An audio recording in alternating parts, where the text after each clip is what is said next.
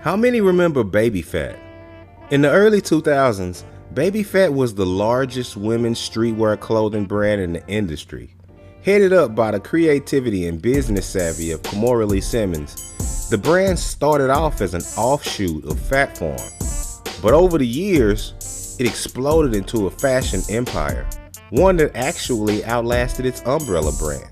Baby Phat shaped the culture in ways that most brands can only dream of doing.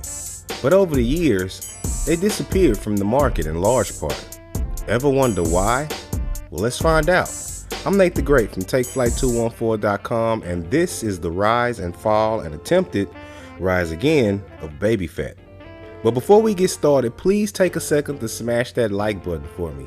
Liking and sharing these videos is really the only way to help channels like ours continue to grow. But with that being said, let's jump right into the story. Kimora Lee was born in St. Louis in 1975. Always an abnormally tall girl, she would get picked on in school because kids could be D-bags sometimes. But in an effort to boost Kimora's confidence, her mom enrolled her in the modeling classes when she was 11. She would have the last laugh over all the bullies in school though, when her height and exotic looks later landed her work with Paris modeling agency Glamour. At the age of 13, she landed a contract with Chanel. Questionable if you ask me, but hey, there's a sketchy dark side to fashion. In 1992, while working New York Fashion Week, Kimora met Russell Simmons. And despite the fact that Russell was 35 and Kimora was 17 and still a sophomore in high school at the time, they soon began dating. Did I mention that high fashion had a sleazy side?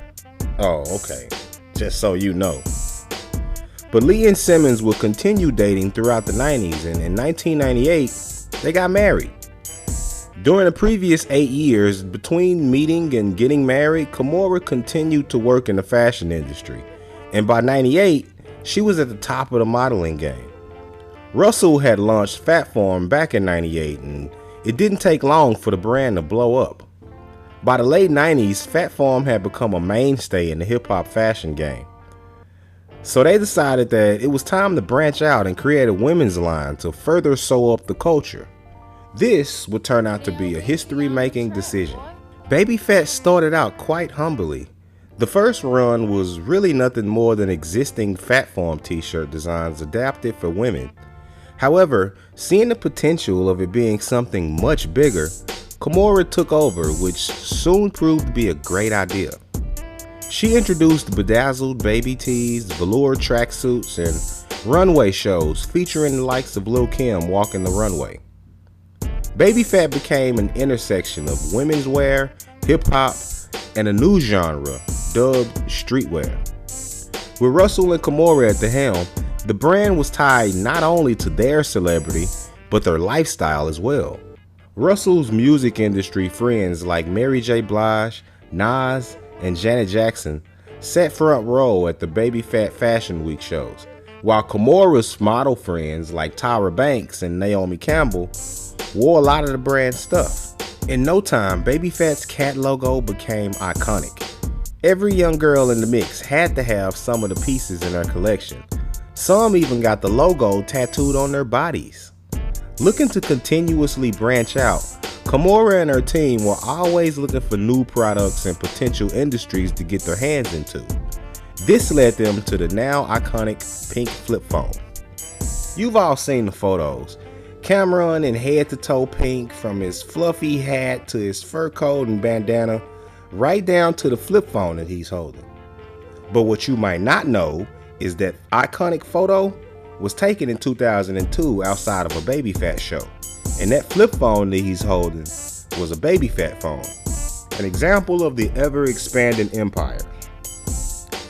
But this was no normal early 2000s flip phone though.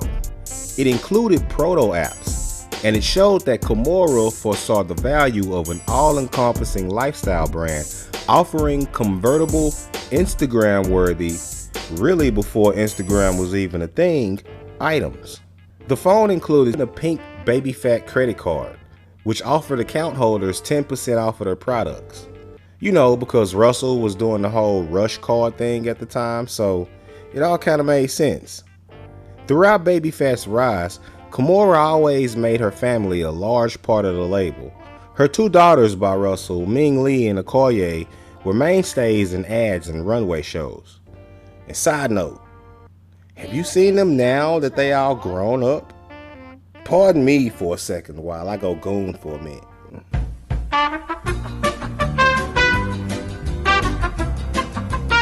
Alright, I'm back. Baby Phat was a juggernaut of the fashion industry, heavily influenced by the hip-hop culture. Kimora was an innovator, designing feminine silhouettes that showed off curves while still emphasizing femininity. Kimora was known for her elegant clothing lines and stylish music videos that accompanied them. She was a pioneer in the use of social media to market her brand and cultivate her celebrity followers. She often used early proto-social media to share personal posts as well as showcase lines that she was offering. Baby Phat was one of the first companies in the space to feature black models in all of the marketing campaigns and advertisements, and geared themselves towards the black audience, helping to normalize black models on the runway shows. Throughout the latter years of the 2000s, once Phat Farm began to slow down as customers moved on to other brands, Baby Phat was still going strong. Finally though, in 2004, both Phat Farm and Baby Phat were sold to Kellwood, one of the country's largest clothing producers, for $140 million, plus performance incentives. The couple had made out big while they were on top.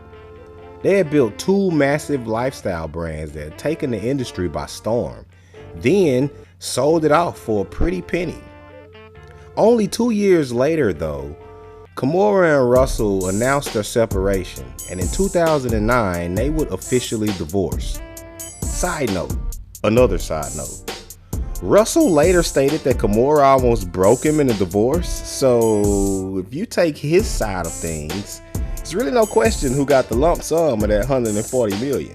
But hey, Russell seems okay. He had more than enough money to go on the lam with, right? Different story for a different day. But as it normally goes, Kellwood would soon kill the brand. There's something about large multinationals running streetwear brands. I'm not sure if it's the fact that they buy the brand at the tail end of their run, or if they just don't have the passion to tap into the creativity of the original creators. But at least they kept Kimora on board for a bit to try and ease the transition. However, not much long after that, she would part ways completely and Kellwood would be on their own. And not much longer after that, they began to take a downturn. And by 2010, Baby Phat ceased operations altogether. In the years post-closure, Baby Phat existed only in the minds of former fans and old school photos. But in 2018, Kimora managed to buy back the rights to Baby Phat with the intentions of relaunching the brand. She and her at the time 17 and 19-year-old daughters spent countless hours in the lab with their team trying to modernize the brand while keeping the same retro flair that the OG version offered. In 2019, they worked a deal with Forever 21, which saw new capsules launched. Much like 20 years prior, they collaborated with artists like Ice Spice and a few others, and it didn't take long for the public to pick the brand back up. Some question the double-edged sword effect of relaunching a 20-year-old brand during a Y2K retro fashion craze, but Kimora was confident that it was less of a relaunch and more like coming back to claim the spot that they had left behind all those years before. But it remains to be seen if they could actually pick up where they left off. What do you think? Were you or your girl a fan of Baby Phat back in the day? Hit us up in the comment section and let us know. Also, if you made it this far, I can't thank you enough for sticking in there with me. We kind of took a break for a minute because we had some issues with the editing computer, but never mind all that because now we're back. So if you liked the video, then please hit that like button for us because as I said before, liking and sharing the video is the only way to help smaller channels like ours continue to grow. We've really been picking things up lately, and I can't thank you guys enough for the support. And if you want to be updated whenever we drop a new episode, then hit the subscribe button and then the notification bell. That way you'll be dinged each time a new video drops. But with that being said, I'm Nate the Great from Take Flight 214 signing out. Until next time, peace.